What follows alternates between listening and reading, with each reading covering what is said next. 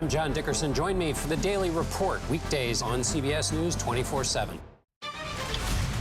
Okay, let's go. You guys good? Hey. All right, we good? Keep going. The clock, it's ticking. Off we go. 60 minutes. 60 minutes. 60 minutes. It's time for 60 Minutes, Sundays on CBS.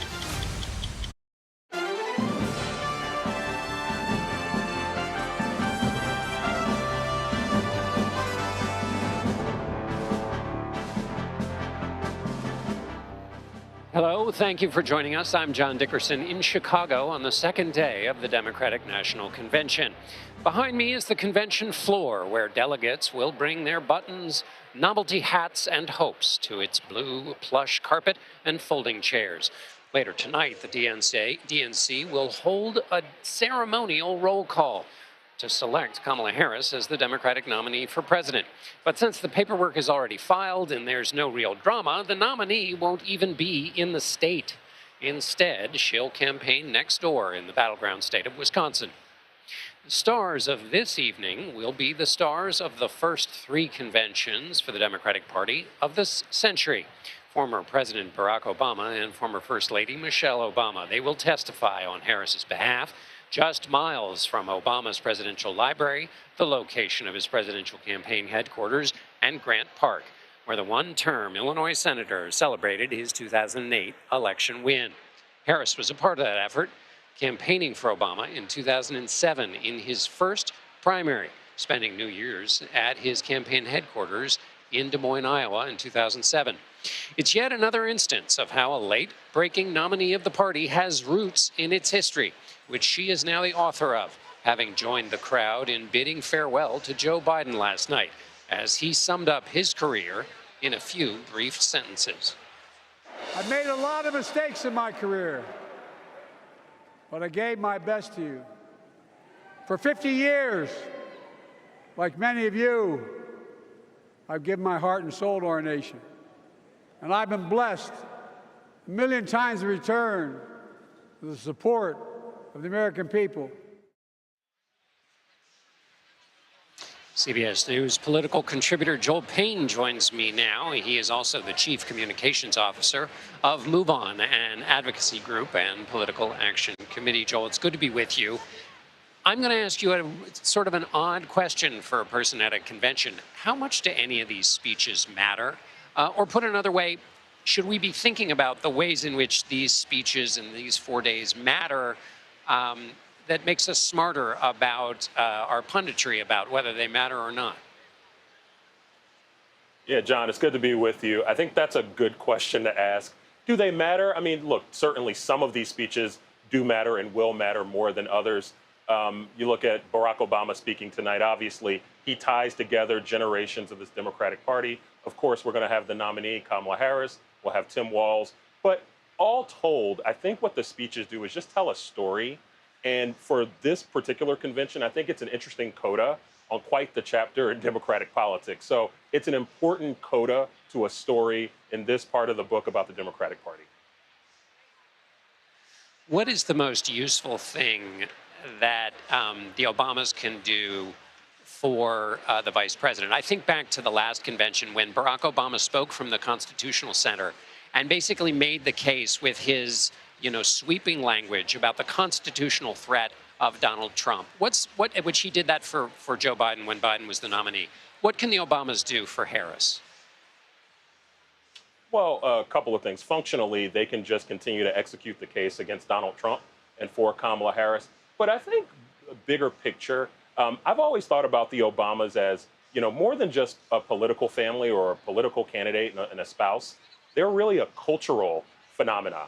And I think what Kamala Harris is hoping to do is build a cultural moment. And so to have Barack and Michelle Obama serve as narrators of this moment where she is trying to create culture just like they did some 16 years ago, I think that they are appropriate narrators. And I think what the Harris-Walz campaign will be looking for is for Obama to really wed her to this moment and make sure that folks understand that a vote for Kamala Harris, it's not just a vote for Democratic policy and values, but it is a cultural statement.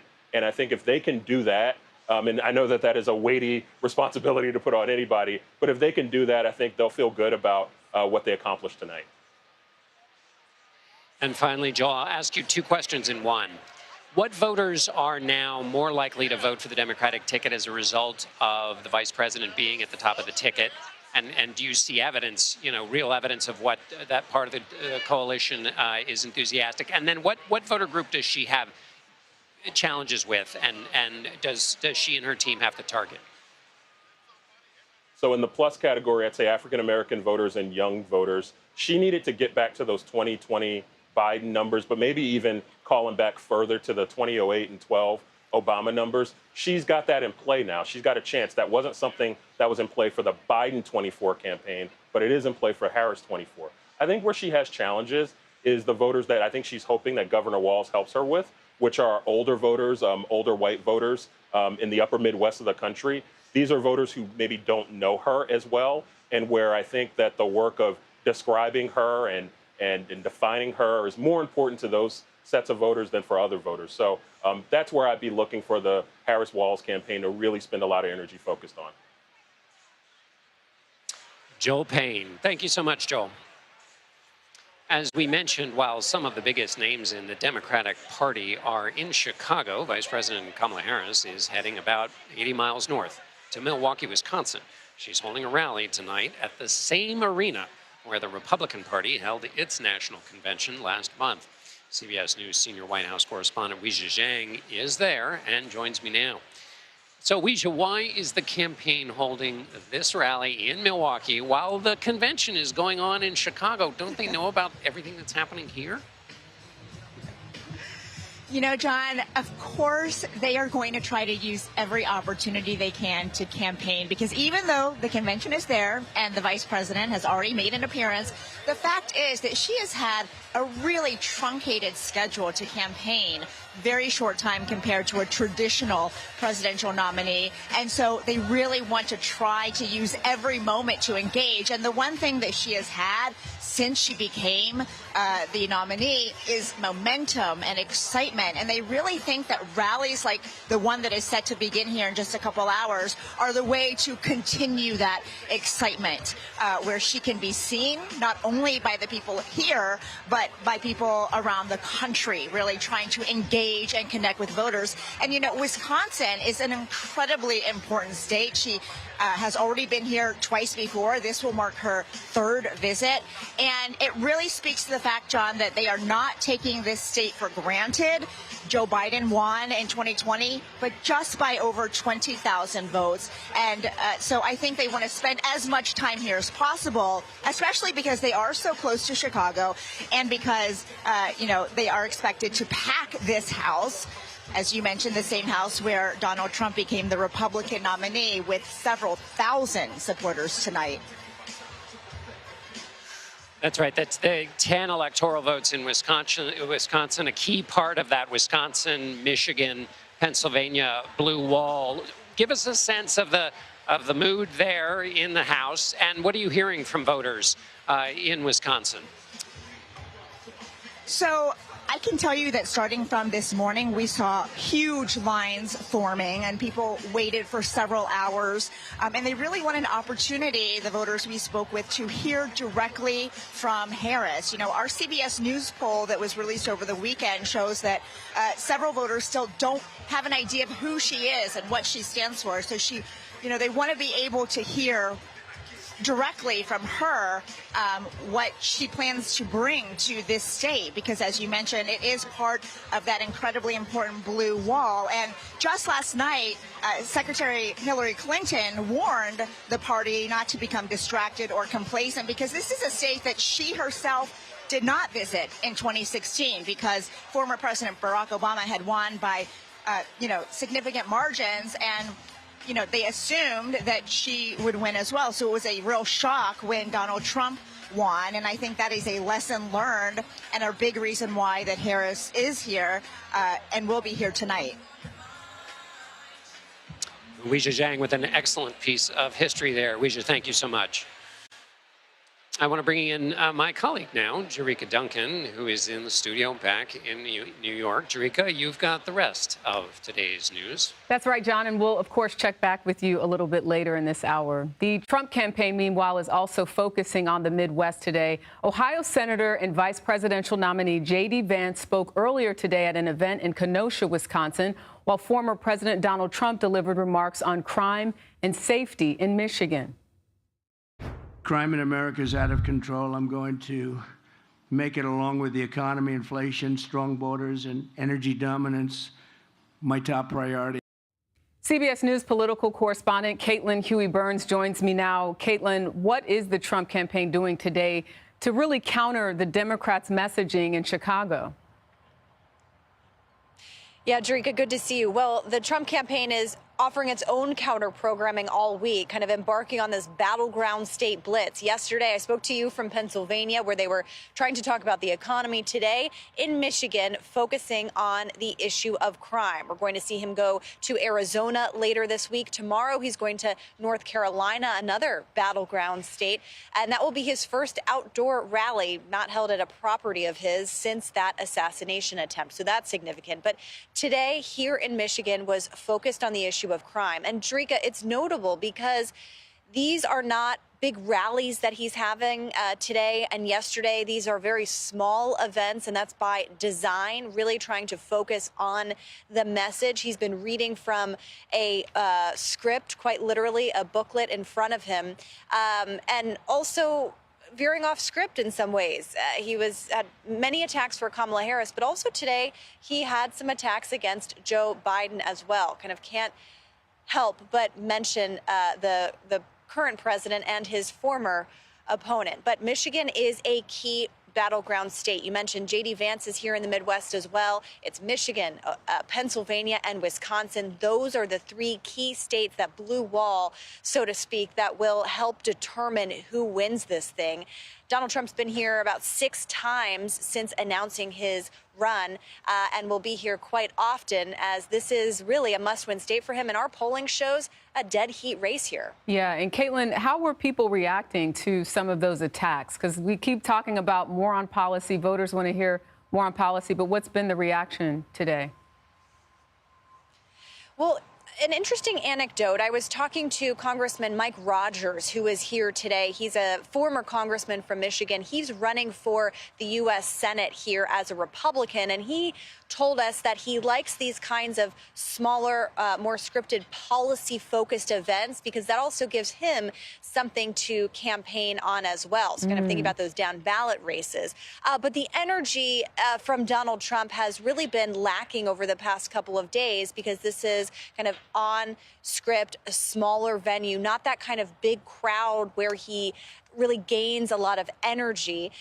And so it'll be interesting to see kind of what the next couple of days look like. He's supposed to go to the border later this week to focus on immigration, which, of course, is also a key issue of his campaign. But as you know, Jerika, yesterday I asked the former president, why make these personal attacks against Harris? Why insult her intelligence and her appearance?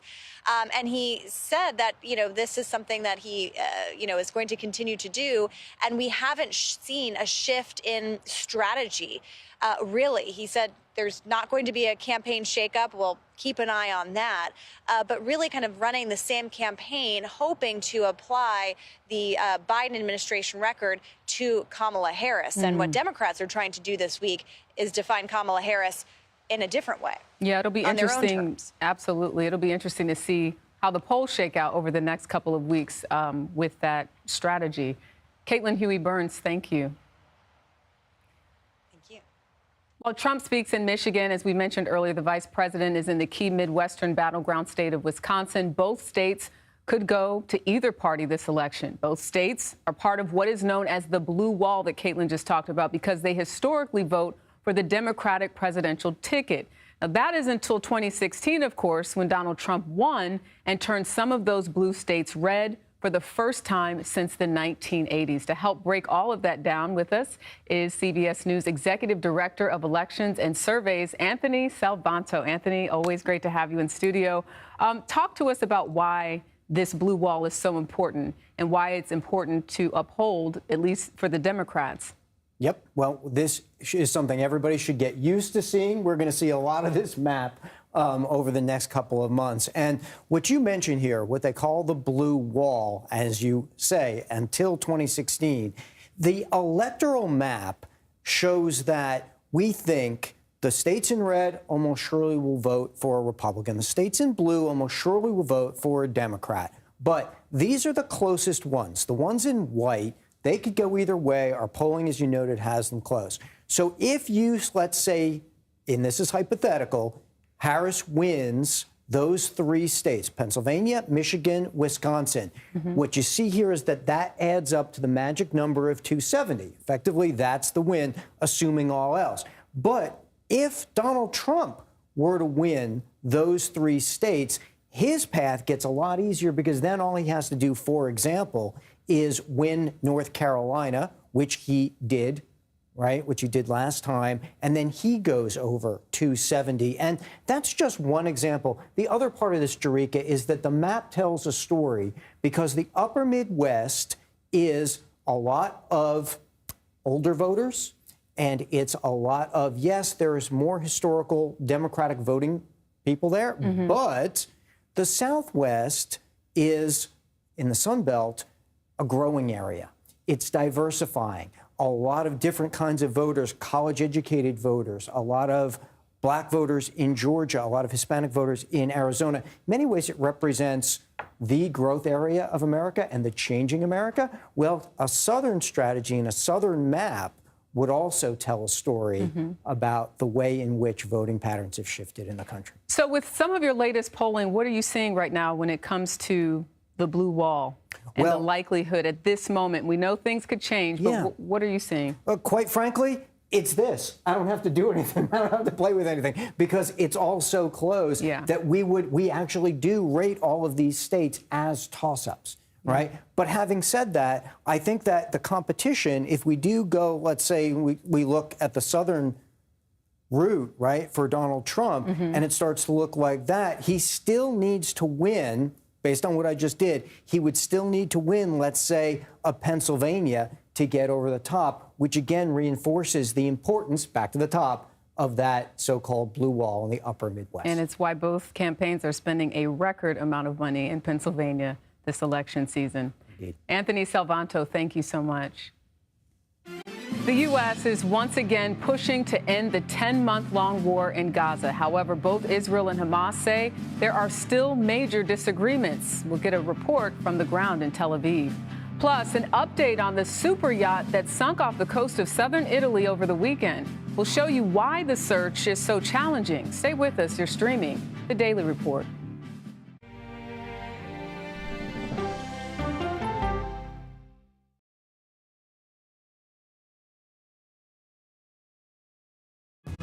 Coming up, our series. Wait a minute. Tom, is that you working the camera? Keep leaning out of your close-up.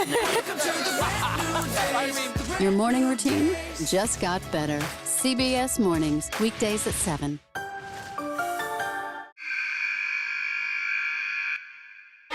I had progressively fallen deeper into the world of online sports betting. The risk is the rush. What do you think is driving the spike in popularity? I think it's legality. If it's legal, I'm going to use it. There are ways to bet when you are 18. We've created an epidemic of child gambling. You can't walk into a male dormitory in a college campus without sports betting happening. It's America's most neglected problem. I used sports betting as a way to escape, when in reality, I'm choosing self-destruction. Whatever I had left, it was gone. The purpose of the industry is to get you to play to extinction. And that means until all your money is gone. Go to the ends of the earth. Reach for the stars. Yeah, I just took off. That kind of thing. Oh, that's pretty good. Because there's always something new under the sun on CBS Sunday morning. An original documentary from CBS Reports. That desired farm, it's a wonderful place to raise children, and it still is. Promises broken. Black Americans have been the target of racism and discrimination pretty much from the time they acquired ownership in the land. Costing black farmers hundreds of billions in generational wealth. They did everything to make sure we were run off that land. But communities are uniting to continue the fight. Collective ownership is powerful. To keep their land and their dreams alive. To watch my children play on land that we own means everything. So land is power. Most definitely. 40 Acres and a Mule, now streaming on the free CBS News app.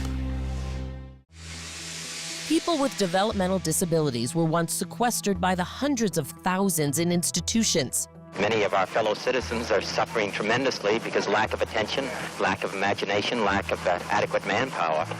Disability activists have since torn down barriers blocking them from living at home or in the community. We conclude that Title II of the ADA requires states to provide community-based treatment for persons with mental disabilities. But of the 16,000 people who remain in state-operated institutions, half are in 5 states, and Illinois is one of them. I don't want to live in the institution. It makes me feel discriminated against.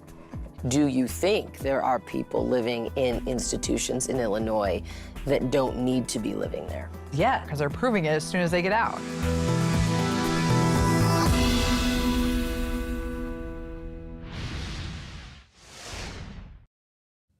Secretary of State Antony Blinken is heading back home to Washington after another trip to the Middle East to push for a ceasefire and hostage release deal between Israel and Hamas. Meantime, Israel says it has recovered the bodies of 6 hostages in Gaza taken by Hamas during its October 7th attack. Ramy Inocencio has new reporting from Tel Aviv. Ramy? Yeah, Drika, good evening. And the IDF says this was a joint operation with Shin Bet, the domestic intelligence service in southern Khan Yunis. After a firefight above ground, the IDF said that they found a tunnel shaft more than 30 feet deep, and behind a false wall, that is where they found the bodies of those 6 hostages. I spoke with the daughter of one of those hostages, Noam Perry. Her father, Chaim, was 80 years old, and she said that she felt relief, but she couldn't allow herself final closure, and that's because there are still more hostages in Gaza. Of the more than 100 believed still there, about a third are believed to be dead. Meanwhile, Secretary of State Antony Blinken wrapped up his visits to Egypt and Qatar today, where he spoke with the leaders of those mediating countries for that ceasefire deal. Now, before he was wheels up from Doha tonight, he again said that Israel agreed to bridging proposals and hoped that Hamas would join. But Hamas continues to blame Israel for changing conditions of its proposal from earlier. In effect, now each side blaming the other of sabotaging talks. Regardless, those are still set for later this week in Cairo. Drika. Ramy Inocencio, thank you so much. For more insight, Raphael Cohen joins me. He is a senior political scientist at the RAND Corporation. It's a nonprofit focused on global policy and research. Cohen is also the director of the Strategy and Doctrine Program of RAND Project Air Force. Mr. Cohen, thank you so much for joining us. It's been Secretary of State Antony Blinken's 9th trip, as you know, to the Middle East since this war started.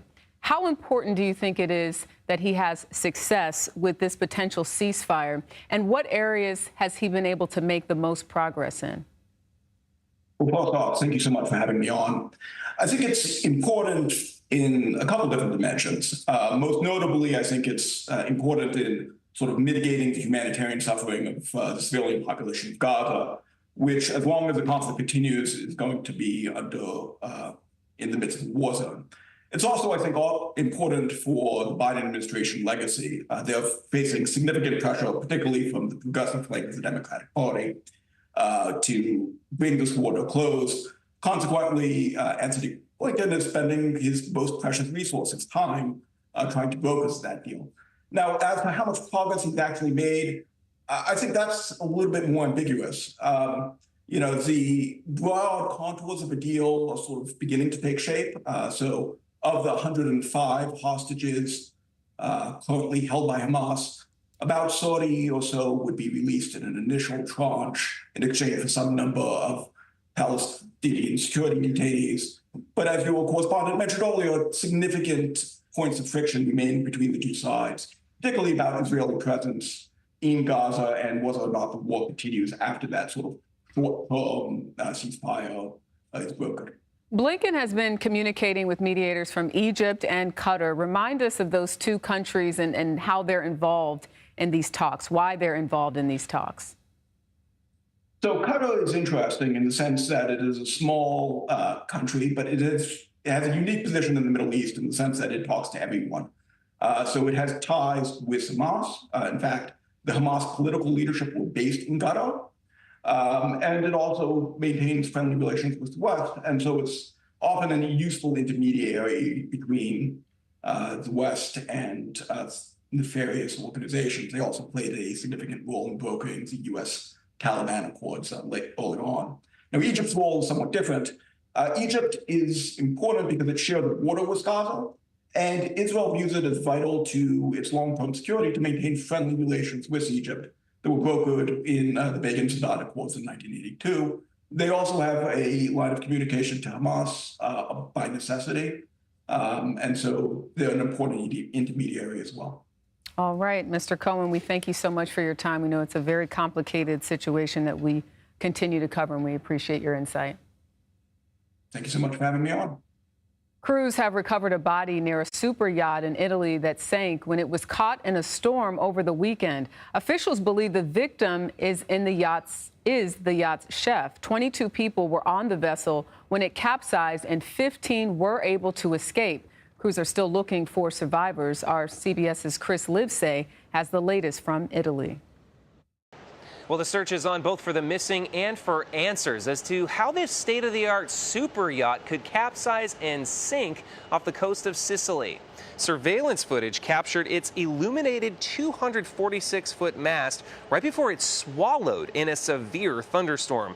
Now, weather data show the moment the storm hit Sicily's coastline at approximately 4 a.m. local time. And this was the ship's last known position, anchored off Porticello. It's thought to have gone down at around 5 a.m. Among the survivors is a 1-year-old girl. Among the missing is software magnate Mike Lynch, once described as Britain's Bill Gates, acquitted earlier this year of fraud charges in America. Lynch's American lawyer, Chris Morvillo, and his wife are also unaccounted for. Now, divers are still battling the elements. They're also having a hard time getting through much of the luggage and the furniture that's blocking the access to the ship. Meanwhile, there are still questions surrounding exactly what brought this ship down. Was it just the rough weather? Was it high wind? However, climate scientists do say that it's warmer sea temperatures, 3 degrees higher in the Mediterranean, that are making deadly storms like these more and more common. Jerika? Such a scary story. Chris Livesay, thank you. Video captured the moment a rocket exploded during a test launch at Scotland's new spaceport. Footage shows flames, as you see there, and smoke shooting out from the rocket. No one was hurt, and there was no damage to the actual launch pad. The German company that manufactured the rocket is now investigating exactly what went wrong. This new spaceport is billed as the only fully licensed vertical port in Western Europe. Officials are now hoping to see its first launch in the fall. Still ahead, we'll go back to the DNC in Chicago, where immigration is one of the many issues being discussed. Our Adriana Diaz spoke with activists about how they think the next administration should address migrant regulations. You're streaming The Daily Report.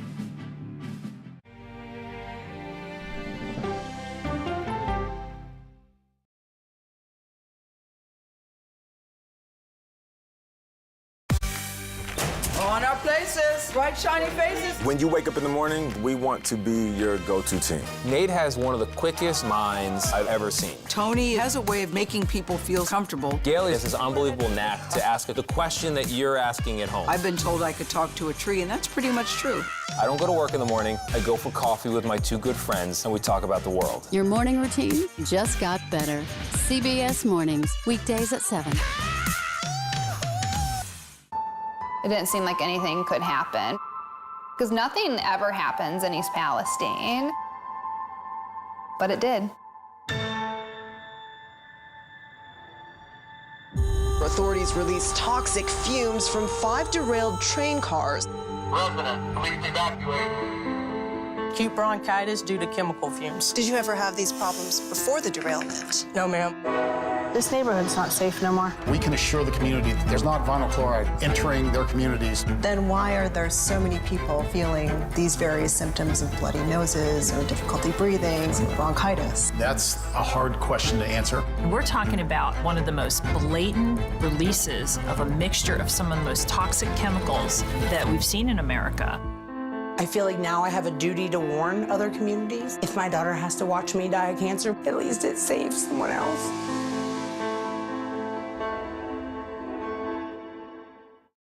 This case. It's like a screenplay, something straight out of Hollywood. But it's not fiction. It's 48 hours. Human remains found this week. 4 families shattered. There's no physical evidence. The mystery would haunt investigators for years. There's some questions that have to be asked and need to be answered. Like a John Grisham novel. A gripping true crime original. 48 hours. Now streaming on the free CBS News app.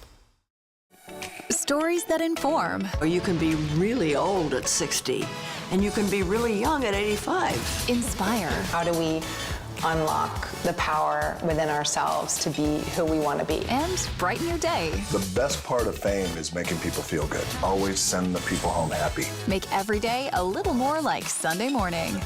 Here comes the sun. Stream now on the free CBS News app.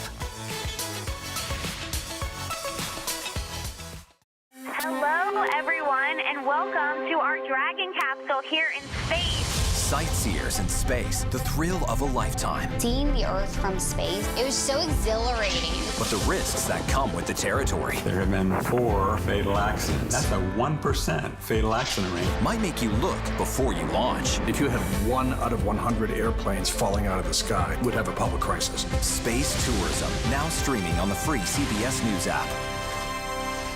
Welcome back to the Daily Report. I'm Jerika Duncan. Here are some of the additions to our top stories. Former President Barack Obama and First Lady Michelle Obama are set to headline Day 2 of the Democratic National Convention. There will also be a ceremonial roll call vote to select Vice President Kamala Harris as the party's presidential nominee. But Harris will not be there in person tonight. She is campaigning today in the battleground state of Wisconsin. Harris and her running mate, Governor Tim Walz, will be speaking from the same arena where the Republican National Convention was held just last month. This all comes after President Biden symbolically passed the torch to Harris last night.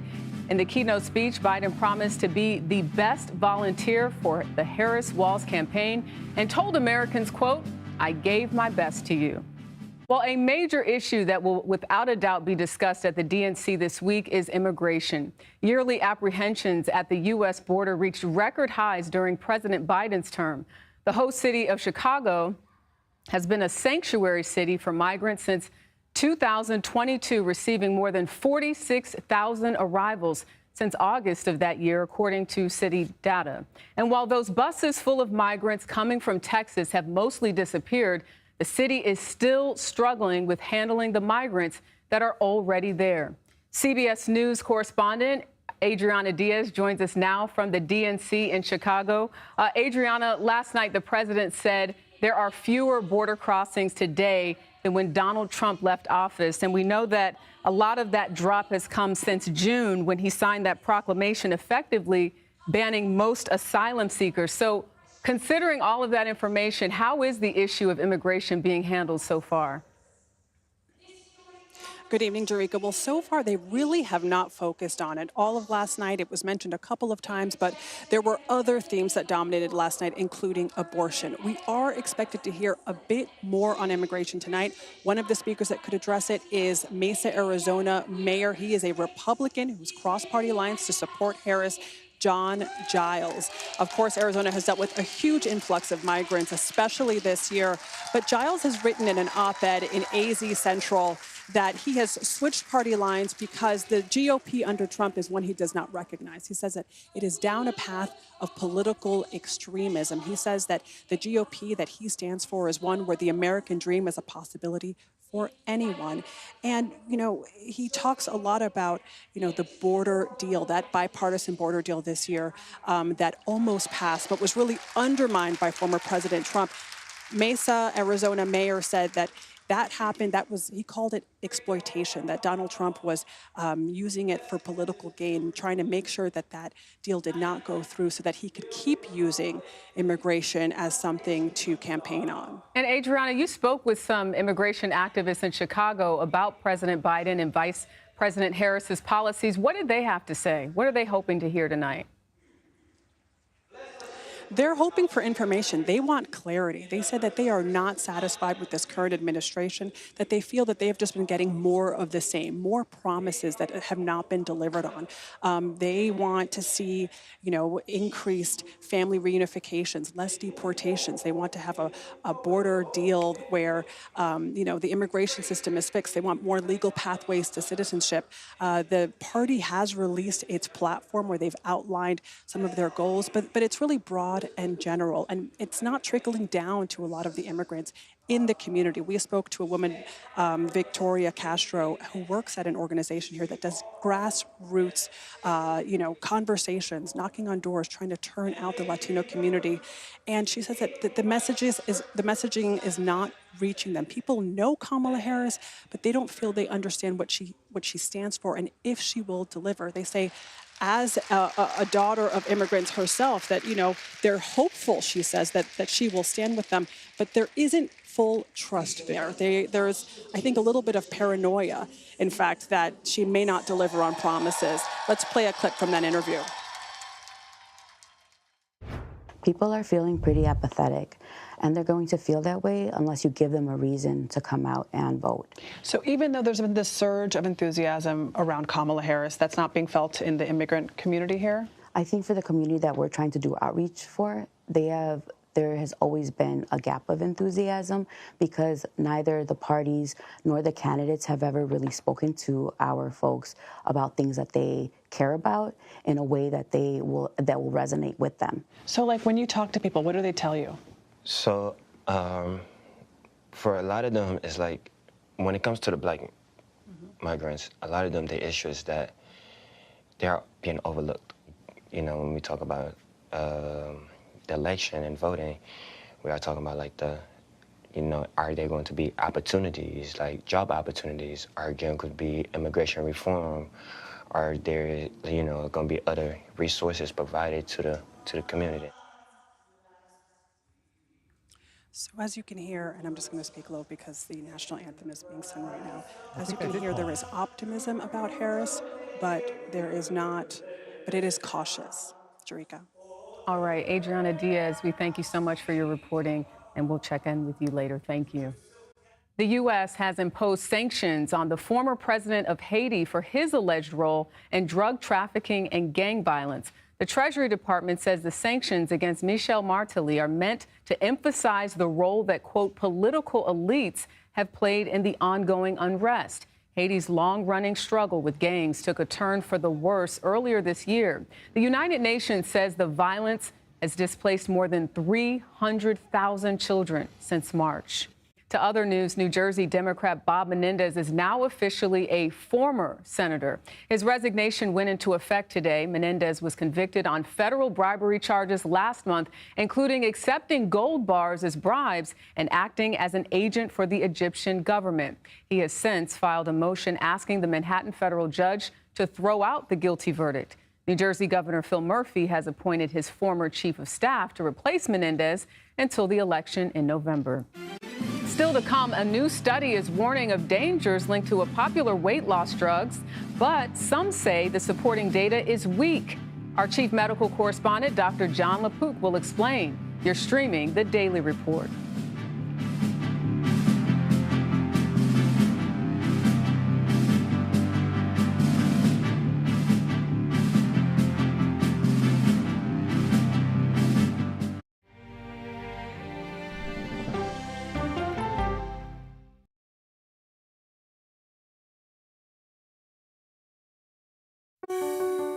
Washington is the seat of power. National security, foreign policy, global economics, every story comes through Washington in some way.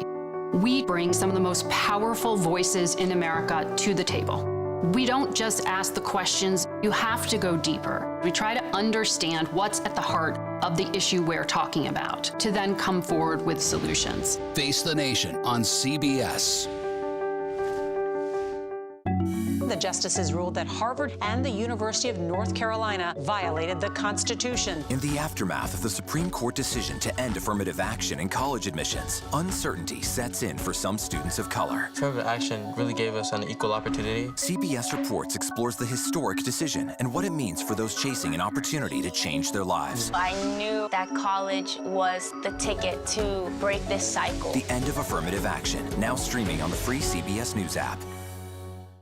America Decides is your place for fact-based, unbiased reporting. At the White House, at the Capitol, on the campaign trail. What do you say to those in your party? Any cracks in the Republican Party? Our reporters and our anchors travel the country talking to voters like you about the issues that matter most. Immigration is really a factor right now that are going to be driving your decisions. What would you say to those who say, look, that's just democracy at work? Listening to you and bringing your voice into our coverage. I want a strong, proud America. Is democracy on the ballot in 2024? Let us help you decide. America Decides on CBS News 24/7. Stream our expanded one-hour program Monday through Thursday at 5 p.m. Eastern.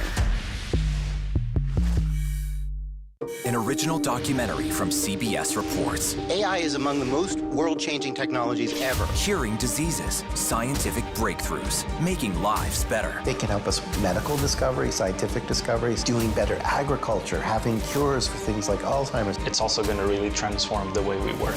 The uplifting potential of artificial intelligence is limitless. It gives you a friend, somebody to chat with 24/7. That is non-judgmental. He makes me feel loved and desired. And so are its downfalls. The problem with all this AI is that it's unpredictable and uncontrollable. The choices we make now will have lasting effects for decades, maybe even centuries. The ChatGPT revolution, now streaming on the free CBS News app.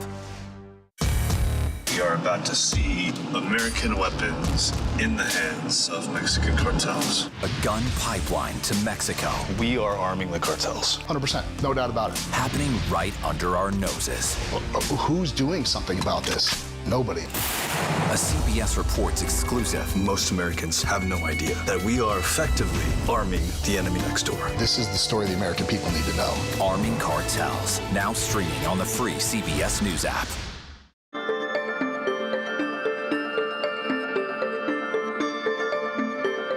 A new study links the popular new weight loss drugs to the risk of suicide. However, several doctors say the findings should be taken with a grain of salt. Published Tuesday in the Journal of JAMA Network Open, researchers examined the World Health Organization's database for reported adverse effects of semaglutide, the main component of Ozempic and Wegovy. They found that out of roughly 30,000 adverse reactions reported, 107 included thoughts of suicide or self-harm, which represents less than 1%. CBS News chief medical correspondent Dr. John LaPook joins us now. So, Dr. LaPook, always great to have your expert, not just opinion, but take on all of this. What was your initial reaction to this study? Well, you know, I think it's important to understand that as more and more people are taking these medications, side effects that possibly are quite rare or unusual are going to start to be noticed or could potentially start to be noticed, okay? This study, you know, did find that there was an increased incidence or suggested that there was a link to increased suicidal thinking with this drug. But it's a really tough study to kind of do. You'll notice that we don't know the denominator. We don't know how many people were taking the drug. We also don't know what the dosage was, how long they were taking it. So there's a signal. They're using some statistical methods to say it looks like it's more of these things than we thought was going to happen. But still, as you point out in the intro, it's relatively rare there. So is this something where, there should be some sort of mental health screening, knowing that there is a small group of people that may be experiencing these kind of suicidal ideations? Yeah, and, I should say that the FDA, just to be clear, the FDA has looked into this, and they have found no link between these drugs and suicidal thinking or actually actions, and the same thing with the European version of the FDA. So it's not established that there's this link, but yes, I spoke to the FDA today about this, and it's very reasonable to, and I'm an internist, I see patients, I've been prescribing this, to be able to say, you know what, in an abundance of caution, let me start talking to people before I prescribe it. You know, do you have depression? Have you had any thoughts of self-harm? And by the way, once you start taking it, you should really follow yourself if you have any abnormal thoughts or any change in your thinking. Let's make sure that, you get back to me. We keep close contact with each other. So it's actually going to change the way I practice medicine, because I wasn't specifically going into that with my patients, I have to admit. This becomes a case of more information to make the patients more aware of possible feelings or things that they might experience. You always hear at the very end of the drugs, when you watch the advertisements on TV, it may cause da-da-da-da-da-da-da-da. Right, yeah. So this is helpful, I'm sure, too, to patients to know that if they experience something like this, they need to speak up about it. Yeah, and it's a cautionary tale. Recently we did a report about how it may be not only curbing appetite in the brain, but, other use disorders. So, for example, the tobacco use disorder and maybe alcohol use and opioid use. And so there's, a tendency to think, well, let me just try for that. No, these are not FDA-approved uses, and you have to know that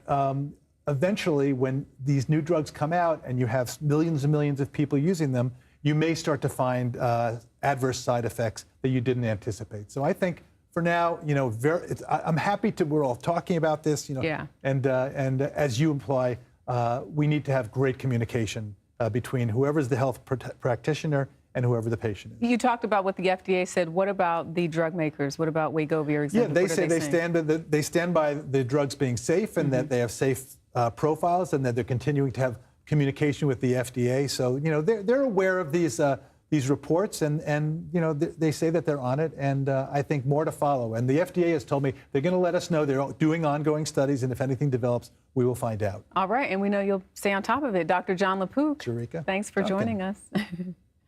And if you or anyone you know is experiencing suicidal thoughts, professionals are always available to help at the National Suicide and Crisis Lifeline. You can call or text them 24 hours a day at the number on your screen there, 988. The World Health Organization is stressing that Mpox is not the new COVID-19. That's despite issuing a global health emergency last week about Mpox. In a statement Tuesday, the organization's European director said the two illnesses are not comparable because authorities already know how Mpox spreads and how to control it. This does not mean that the threat from Mpox is not serious. Officials say more research is needed on the Clade 1b strain, which is rapidly spreading in parts of Africa. More than 500 deaths so far from the virus have been reported on the continent this year alone. Now, one case of the more dangerous strain has also been reported in Sweden. Well, the BMW is recalling more than 720,000 of its vehicles in North America over concerns a piece of equipment could short circuit. According to the National Highway Traffic Safety Administration, the impacted vehicles have water pumps with faulty sealing that could lead to a fire.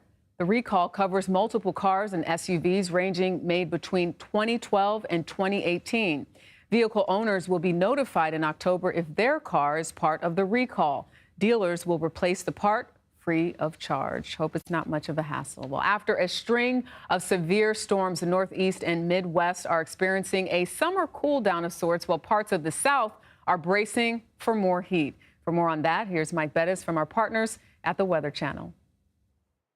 Huge changes in temperatures this week in many different parts of the country. Fast forward to fall across the east. Notice temperatures here could be as much as 15 degrees below average as the front heads offshore. Temperatures in the morning, dare I say, on the chilly side. In the afternoon, incredibly pleasant, especially with all the moisture going offshore. So low humidity, it feels really, really nice. In other places, the hottest temperatures of the summer. From Texas all the way through the mountains here, we can see record-setting temperatures through Saturday. Heat indices 110 to 115 in Texas the next couple of days with excessive heat warnings in a lot of major cities, including Houston, Austin, and San Antonio. Then you take a look at the flooding that could be possible with some heavy thunderstorms across Florida. We've got a front that's laid down here, doesn't want to budge, and so we are stuck in a very wet pattern through the weekend here. Again, flooding could be possible, and anytime we see these fronts hang up in Florida, also watching for tropical development off of them, but all the beaches, well, probably empty because of the storms. Now, for more in-depth coverage, you can watch the Weather Channel on cable and live on your favorite TV streaming device. All right, Mike Bettis, thank you so much.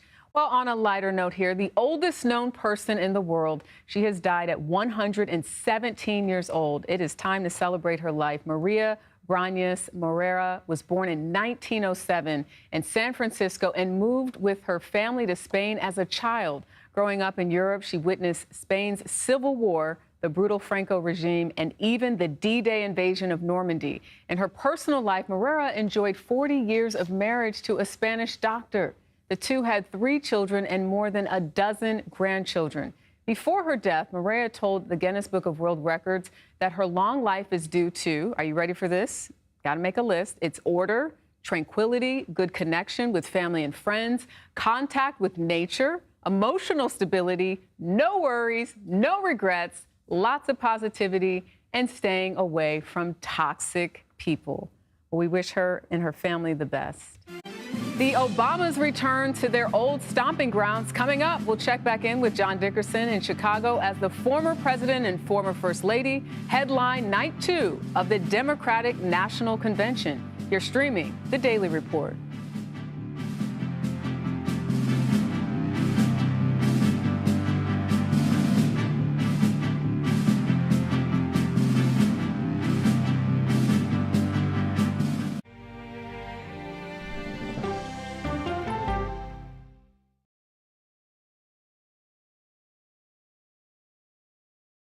Go to the ends of the earth. Right now. We got something crazy. And reach for the stars. Here we are. Time. Yes, it's my comeback.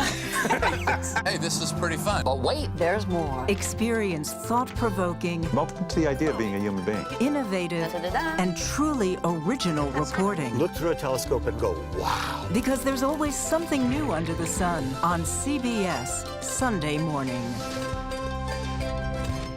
At this moment, terrorists could be plotting another attack. 9/11 triggered a counter-terrorist system that included a secret database. This person needs a closer look. A growing list of nearly 2 million people, including some Americans who say they're innocent. For 1 hour flight, I have to spend 6 hours to go and come back. CBS Reports explores the system, the people responsible for it, and those pushing for change. I'm not fighting against them. I'm fighting for them to do the right thing.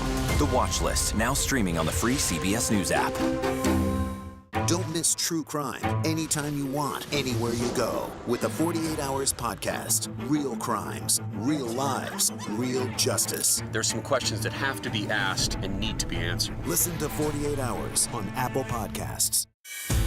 An original documentary from CBS Reports. Imagine yourself in Manhattan with no police, no army, no mayor. The people of Haiti stare down poverty, corruption, natural disasters, and violence. 90% of the guns that are used by gangs in Haiti are American guns. But with an unbreakable spirit and eternal optimism. There are days where I cry, but we can't be discouraged. We still believe in Haiti. They're still able to look ahead with hope. Haiti is on the brink of transformation, a radical shift. Nations are coming together and saying things must change. Fighting for Haiti, now streaming on the free CBS News app. Hey there, welcome to The Uplift. I thought she was a groom, and I stepped back and I went, oh, you're the queen. She's going to be with me every instant that I'm alive. I just wanted to see if you'd go to Disneyland with me today. I look over at him and he's smiling. I'm going to remember that the rest of my life. They told us when he was going to be born, he was only going to live for 30 minutes. It's really a miracle that he's with us today. The Uplift. Stream now on the free CBS News app.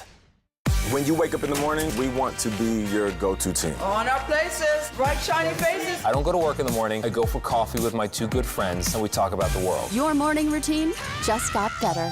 CBS Mornings. A CBS News investigation. People looking for love, finding their life savings gone. This could happen to anybody. And sometimes losing their lives. Anything for love. Now streaming on the free CBS News app. We, of course, continue to follow the Democratic National Convention in Chicago. Tonight, we'll hear from former President Barack Obama and former First Lady Michelle Obama. But before we go, let's check back in with John Dickerson with some final thoughts and usually a little history lesson of sorts on day 2. John? Thank you, Jerika. The early 20th century humorist Will Rogers said, "I'm not a member of an organized party, I'm a Democrat." Rogers would not recognize the level of organization here in Chicago, where the party has made sure that all serendipity, chance, and protesters have been driven miles from the United Center. Tuesday night, we'll see an example of that. The party will hold a ceremonial roll call vote to give Harris the nomination that she already won on August 6th. It's a destination wedding after already being married at City Hall. It is the most choreographed moment of a 4-day act of choreography, though it could have been the most contentious moment. Even at previous coronations, there were moments of scratchiness. In 2008, Hillary Clinton supporters threatened to disrupt Obama's elevation at his convention. They were called Pumas, which stood for Party Unity My Rear End. In 2016, Bernie Sanders supporters protested Hillary Clinton's roll call vote. This election, when Biden came to see the wisdom of dropping out, there could have been a battle to replace him. But that never happened, in part because of the quick work of many of the speakers here at this convention, from Hillary Clinton to Barack Obama. The party closed around Harris, upending another Democratic Party cliche. It was one that Bill Clinton used to use. He said the difference between the parties is that the Democrats fall in love while the Republicans fall in line. Now it's the Democrats falling in line. Monday night's passing of the torch from Biden to Harris retained only the faintest whiff of the reality that the torch that was being passed had been wrestled out of Biden's hand. It was hard to detect in the sea of placards saying "We love Joe" that had been passed around. Donald Trump helps with all this party unity, of course, but Harris's biography also fits the party's message. Democrats can talk about the future with gusto because their nominee is a generation younger than the previous one. Hillary Clinton could ignite the hall by placing Harris into the history of progress for women politicians because Harris might be the first woman president. And when Barack Obama speaks Tuesday, someone will mention, maybe even me, that Harris was called, as far back as 2009, the female Obama, a multiracial candidate who has energized voters. This is not to say that it will be easy, this campaign for Vice President Harris, or that it's enough to just have applause from your home crowd. If she relies just on that, she'll lose. As Will Rogers said, even if you're on the right track, you'll get run over if you just sit there. Thanks for watching. A special edition of America Decides begins after the break. You're streaming CBS News 24/7.